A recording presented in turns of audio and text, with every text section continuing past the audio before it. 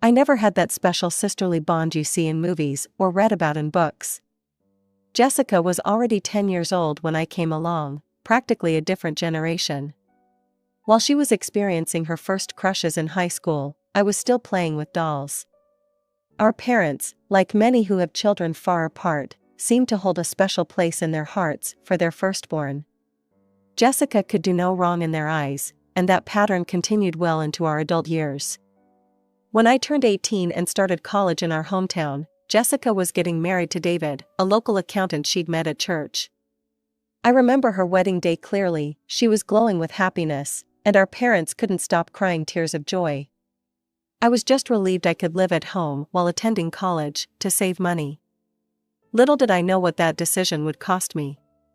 Jessica wasted no time settling into her role as a housewife. Within months of the wedding, she announced her pregnancy. "Isn't it wonderful, Robin?" she gushed. "You're going to be an aunt." I smiled and nodded, not realizing this announcement would completely derail my college experience. 3 months after little Tommy was born, Jessica started showing up at our parents' house unannounced. "I just need a break," she'd say, practically throwing Tommy into Mom's arms. "I'll be back in a few hours. Robin's home anyway, she can help." I'd be in my room, surrounded by textbooks and notes, when Mom would knock on my door. "Robin, honey, could you watch Tommy while I make dinner?" It became a daily routine. My study time was constantly interrupted by a crying baby and my mother's gentle, but persistent requests for help. I tried to balance everything, but it was exhausting. Then, just when I thought I had somewhat adjusted to the situation, Jessica dropped another bombshell during Sunday dinner. "We're having another baby," she announced. "Tommy's going to be a big brother." 2 years later, I was in my final year of college, trying desperately to prepare for my exams while dealing with both 3-year-old Tommy running wild through the house and baby Michael screaming at the top of his lungs. "Jessica," I said one afternoon, after she'd dropped both kids off so she could go to the movies with her friends, "have you considered hiring a babysitter?" She looked at me like I'd suggested she sell her children. "Do you know how expensive babysitters are these days?" she scoffed. "Besides, why should we pay someone when we have family who can watch them for free?" Our mother, who was currently chasing Tommy as he ran through the house with her reading glasses, just nodded absently. Of course she didn't mind. Jessica was her precious firstborn, and she'd never deny her anything. Meanwhile, our house had turned into complete chaos. Tommy treated every room like his personal playground, leaving a trail of destruction wherever he went. One morning, I woke up to find he'd emptied all my college folders onto the floor and used my notes as drawing paper. Baby Michael's piercing screams provided a constant soundtrack to the mayhem. "Robin," Mom called out one afternoon, her voice strained. "Please come help with the boys. I can't handle them anymore today." I heard something crash downstairs, followed by Tommy's gleeful giggling. "I can't, Mom," I shouted back through my locked door. "I have finals next week." "You're being selfish." Dad's voice joined the chaos. "These are your nephews. Family helps family." I turned up my music to drown out their voices and the sound of another crash downstairs. My hands were shaking as I highlighted important passages in my textbook. I felt guilty, but I also knew that if I didn't pass these exams, my whole future would be affected. The next few weeks were tense, but I managed to graduate with honors despite the constant disruptions. My first priority after securing a job at Anderson & Associates was finding my own place. The starting salary wasn't huge, but it was enough to rent a small one-bedroom apartment across town. That first night in my apartment was the most peaceful I'd experienced in years. No screaming, no crying, no chaos, just blessed silence. 2 years passed, and I'd managed to create a comfortable life for myself. Then came the news of Jessica's third pregnancy. "It's another boy," Mom told me during one of our weekly phone calls. "Isn't it wonderful?" "Yeah, wonderful," I said, already imagining the increased chaos. "How are you and Dad handling Tommy and Michael these days?" Mom sighed. "They're energetic. Jessica still brings them over every weekend. Says she needs a break. Now with another baby coming. Her voice trailed off, and I could hear the exhaustion she was trying to hide.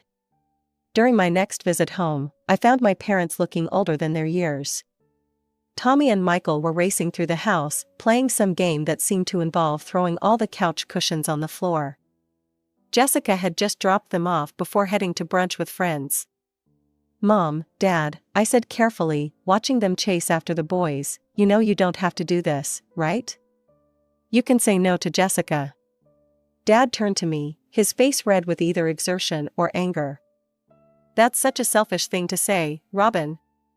This is what family does." "There's nothing selfish about setting boundaries," I argued. "You both look exhausted."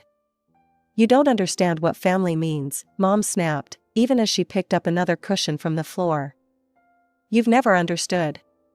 When you have children of your own, you'll get it." I left their house that day feeling frustrated and sad. It seemed like nothing had changed. Jessica was still taking advantage, our parents were still enabling her, and I was still the bad guy for pointing out the obvious. Over time, my weekend visits home became increasingly difficult to endure. Each time I walked through my parents' door, I found myself stepping into what felt like a war zone. Tommy, now 5, and Michael, 3, had developed a particularly nasty habit of turning mealtimes into food fights, with 6-month-old Kevin, their youngest brother, usually ending up as their unwilling target. One Sunday lunch was especially horrible. I watched in horror as Tommy loaded his spoon with mashed potatoes and launched it across the table at Michael, who retaliated with a handful of green peas. Kevin, caught in the crossfire, ended up with baby food dripping down his face, sobbing while his older brothers laughed. I couldn't take it anymore. "Enough." I slammed my hand on the table, making everyone jump.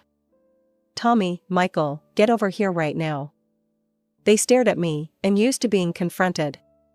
"Look at this mess you've made," I pointed to the food-splattered floor and walls. "And look at your brother crying. This is unacceptable. You're going to clean this up, now." To everyone's surprise, including my own, they actually started cleaning. Maybe it was the shock of someone finally standing up to them. That's when Jessica burst through the door, returning from her weekly spa appointment. "What's going on here?" she demanded, seeing her older boys on their hands and knees wiping the floor. "They made a mess at lunch," I explained. "They're cleaning it up." Jessica's face turned red. "How dare you? They're just children. You're being cruel to them." "Cruel?" I couldn't believe what I was hearing. "Jessica, they were throwing food at Kevin. He was crying. This isn't okay behavior." "You don't have children," she spat. "You don't understand anything." I looked at our parents, hoping they'd back me up, but they just sat there, looking tired and defeated. I couldn't understand why they wouldn't stand up to Jessica, why they kept letting her take advantage of their kindness. Life went on like this for 3 more years, with me limiting my visits home to avoid the chaos. Then everything changed when I met James. He was nothing like anyone I'd dated before. Smart, kind, and most importantly, he understood the importance of boundaries. We met at a coffee shop near my office. He'd accidentally taken my latte, and we ended up talking for hours. After 6 months of dating, we introduced each other to our families. His parents, Robert and Diana, were lovely people who raised their voices about as often as they burned dinner, which was never. The contrast between their peaceful home and my parents' chaos was striking. Christmas had always been a big deal in our family, and this year was supposed to be extra special since James and I were newly engaged. Mom went all out with the decorations. The tree was beautiful, presents were wrapped perfectly in matching paper, and the house smelled amazing with all her holiday baking. When James and I arrived early to help, the atmosphere was festive and warm. My cousins Mark and Sarah were already there with their kids, who were quietly playing board games in the corner. Several of our relatives had traveled from out of town, including Great-Aunt Martha, who immediately pulled me into a tight hug. "Let me see that ring, dear," she said, admiring my engagement ring. "James is such a lovely young man. You two will be so happy together." Everything was picture perfect. Mom had outdone herself with the food, Dad was telling his favorite stories, and even the kids were well behaved, saying please and thank you when offered cookies. It felt like a scene from a Christmas movie. Then the front door burst open. "Merry Christmas!" Jessica's voice rang out, but it was immediately drowned by the sound of her 3 boys storming into the house like a hurricane. Tommy, now 8, immediately ran straight into Great Uncle George, nearly knocking him over. Michael, 6, started chasing his cousins, who had been quietly reading on the couch. 3-year-old Kevin was screaming at the top of his lungs, for no apparent reason. "Boys will be boys," Jessica laughed, while her husband David stared at his phone, completely checked out of the situation. Before anyone could stop them, Tommy and Michael discovered the presents under the tree. They didn't just look at them or shake them, they started ripping them open. All of them. Even the ones that weren't for them. "Oh my goodness," Great Aunt Martha gasped as Tommy tore through a carefully wrapped package meant for my cousin's daughter. "I think I need to leave. This is too much excitement for me." She wasn't the only one. Within 20 minutes, half of our elderly relatives had made their excuses and left, unable to handle the chaos that my nephews were creating. The dinner that followed was even worse. My cousin's children sat quietly, using their napkins and waiting their turns to speak. In stark contrast, my nephews turned the dinner table into a battlefield. Tommy and Michael were throwing dinner rolls at each other across the table, while Kevin was smearing cranberry sauce in his hair. "Children, please," Mom pleaded weakly, but they ignored her completely. The breaking point came when Tommy, with a mischievous grin, deliberately picked up his can of soda and poured it all over Mom's special Christmas pie, the one she'd spent hours making that morning. "Tommy," several voices shouted at once. But Jessica just laughed. "He's just being playful," she said, while David continued scrolling on his phone. I looked around the table at my relatives' faces, the shock, the disapproval, the discomfort, while my sister and her husband sat there acting like this was perfectly normal behavior. I couldn't take it anymore. The sight of my mother's ruined pie, the chaos, the complete lack of discipline, it was all too much. I stood up abruptly, my chair scraping against the floor. "I can't stay here," I announced, my voice shaking with anger. "This is ridiculous. Your children are behaving disgustingly, Jessica, and you're doing nothing about it." The table fell silent, except for the sound of Kevin banging his spoon against his plate. Jessica's face turned red. "Oh, that's rich coming from you," she snapped. "You don't have children, Robin. You have no idea how hard it is to raise kids. When you have your own, then you can judge my parenting." I let out a bitter laugh and gestured toward my cousin's children, who were sitting quietly, looking uncomfortable with the whole situation. "Really? Then how do you explain them? Sarah and Mark's kids have been perfectly well behaved all day. They use their manners, they don't destroy things, they don't throw food. How is that possible if children are supposedly impossible to control?" "Those kids are just different," Jessica sputtered. "No, the difference is that Sarah and Mark actually parent their children," I shot back. "When was the last time you made your kids face any consequences for their actions?" Jessica's eyes welled up with tears. "You're so cruel. You've always hated my children." "I don't hate them," I said, fighting to keep my voice steady. "I hate watching them grow up without any guidance or discipline. I hate seeing Mom and Dad's house destroyed every time you visit. I hate that you think this behavior is normal." James stood up beside me, placing a gentle hand on my shoulder. "I think we should go," he said quietly.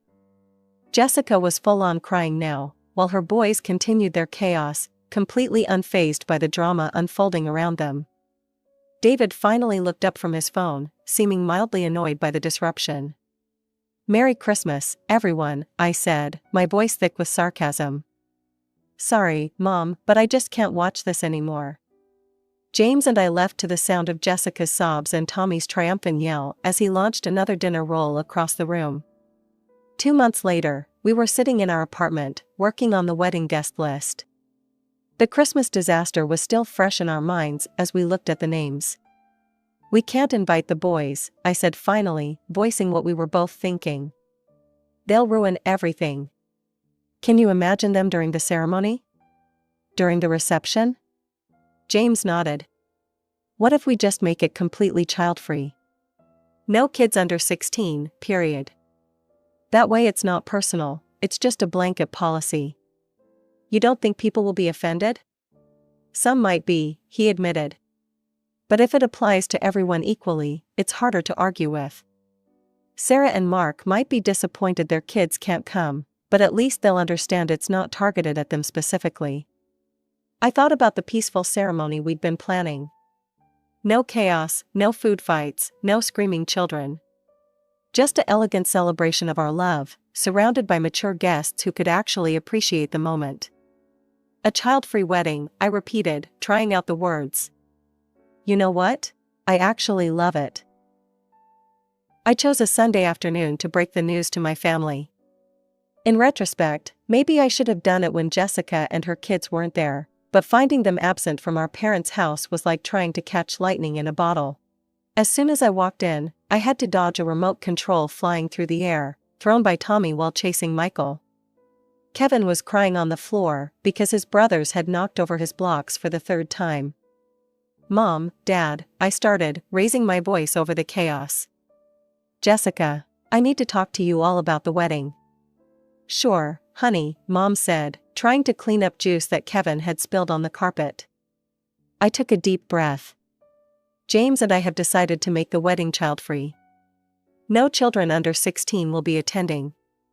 The chaos stopped for approximately 2 seconds before Jessica erupted. What? She screamed, jumping up from the couch. You can't do that. What about my boys? The policy applies to all children, I explained, trying to keep my voice calm. Not just yours. This is because you hate them. Jessica was turning red now, her voice getting louder with each word. You've always hated my children. You're a horrible aunt, a horrible sister. No, I love your boys, I insisted, even as Tommy chose that moment to knock over a vase. But you saw what happened at Christmas. The food fights, the presents being torn open, the ruined pie. That was just kids being kids. No, Jessica, it wasn't. Mark and Sarah's kids were there too, remember? They didn't destroy anything. They didn't ruin Christmas for everyone else. Oh, here we go again with the perfect cousin's perfect children, Jessica screamed. Well, you know what? You won't have to worry about my disruptive children at your precious wedding, because we won't be there at all. I felt a strange sense of calm wash over me. That's your choice, I said quietly. If you'd rather not come to my wedding than attend without your children, that's up to you. Jessica stared at me for a moment, her mouth open in shock. Then she started gathering her kids' things, shoving toys into bags. Come on, boys, she yelled. We're leaving. Your Aunt Robin doesn't want you in her life anymore. That's not what I said, I started, but she was already herding the boys toward the door. I hope you're happy with your perfect, quiet wedding, she spat over her shoulder. Then she slammed the door so hard the windows rattled. After Jessica stormed out, I turned to my parents, expecting to find understanding in their faces. After all, they'd been dealing with my nephew's chaos for years. Instead, I found them looking at me with disappointment. How could you, Robin? Mom's voice was quiet but sharp. Those are your nephews. Mom, you've seen how they behave, I said, incredulous. You saw what happened at Christmas. They're just children, Dad jumped in. You're being incredibly selfish. I couldn't believe what I was hearing. Selfish? How is it selfish to want my wedding day to be peaceful? One day that I want to be perfect, without food fights or screaming or chaos. Dad's face hardened. Then you need to reconsider your decision. Either invite your nephews, or we won't be attending either. The words hit me like a physical blow. I looked at their faces, these parents who had watched their house be destroyed countless times, who looked older than their years from the stress of handling 3 unruly boys, who were now threatening to miss their younger daughter's wedding because she wanted one peaceful day. Fine, I said, my voice surprisingly steady. That's your choice. Don't come. I left their house and drove straight to James's place. When I told him and his parents what had happened, they immediately rallied around me. You're absolutely right to want a peaceful wedding, Diana, my future mother-in-law, assured me. Don't let anyone make you feel guilty about that. That evening, I made it official. I posted the announcement on Facebook. James and I are excited to announce that our wedding will be a child-free celebration. We look forward to sharing our special day with our adult guests in an elegant, peaceful atmosphere. The support was overwhelming. Cousins, friends, and even distant relatives liked and commented with their approval. Sarah, my cousin, wrote, "Completely understand. We'll arrange a sitter for the kids. Can't wait to celebrate with you." Then Jessica commented, "Shame on you, Robin. You're tearing this family apart with your selfishness. You've always been jealous of my children and now you're excluding them from this important family event. I hope you're happy with yourself." The response was immediate and unexpected. Relatives who had witnessed the Christmas disaster jumped to my defense. "Jessica, your kids destroyed the Christmas celebration," Aunt Linda wrote. "They ruined presents that weren't theirs, threw food, and drove half the family to leave early. Maybe instead of attacking Robin, you should focus on teaching your children how to behave in public," Great Aunt Martha chimed in. Comment after comment appeared, each one recounting another instance of my nephew's bad behavior and Jessica's lack of parenting.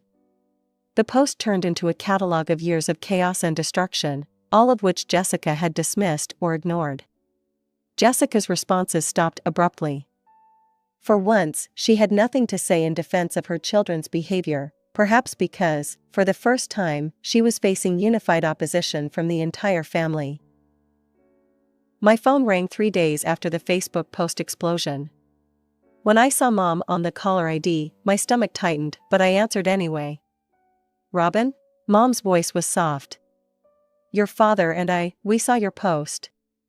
And all the comments. We had no idea so many people felt this way. Seeing everyone describe what happened at Christmas, and all the other occasions. "We'll be at your wedding, honey," Dad chimed in. "With or without your sister. You deserve your perfect day." The relief was overwhelming. "Thank you," I managed to say through my tears. "That means everything to me." After that conversation, I sent Jessica and David a formal wedding invitation with a handwritten note. "I would love to have you both there to celebrate with us. I know it's difficult without the boys, but this is important to me. Love, Robin." Weeks passed without a response. As the RSVPs rolled in, Jessica's silence became her answer. The wedding day itself was everything I'd dreamed of. The ceremony was peaceful and elegant, without a single interruption. During the reception, adults could actually have conversations without shouting over chaos. No food was thrown, no decorations were destroyed, no one cried except my mom, happy tears as she watched us exchange our vows. "This is lovely," Great Aunt Martha told me during the reception. "So dignified, so peaceful." James squeezed my hand under the table. He knew I was thinking about the empty seats where Jessica and David should have been. A week after we returned from our honeymoon, Mom called with news. "Jessica hasn't brought the boys over since your wedding," she said. "I tried to call her, but she won't answer." "She's punishing you for coming to my wedding," I said quietly. "Maybe," Mom sighed. "But you know what? For the first time in years, your father and I feel rested. Our house is still clean at the end of the day. Maybe this isn't entirely a bad thing." I understood what she meant. Sometimes relationships need to break before they can be rebuilt properly. Perhaps this was our family's breaking point, the moment when we finally stopped pretending everything was fine and acknowledged the problems that had been growing for years. I still hope that one day Jessica will understand that my wedding wasn't about excluding her children, it was about having one day of peace. I hope she'll realize that her boys' behavior isn't normal or acceptable, and that letting them run wild isn't doing them any favors. I hope that someday we can rebuild our relationship on a foundation of mutual respect and understanding. Until then, I have my memories of a perfect wedding day, surrounded by people who understood and supported my choice. I have my new husband and his loving family. And I have the knowledge that sometimes standing up for yourself, even when it's difficult, even when it hurts, is the right thing to do.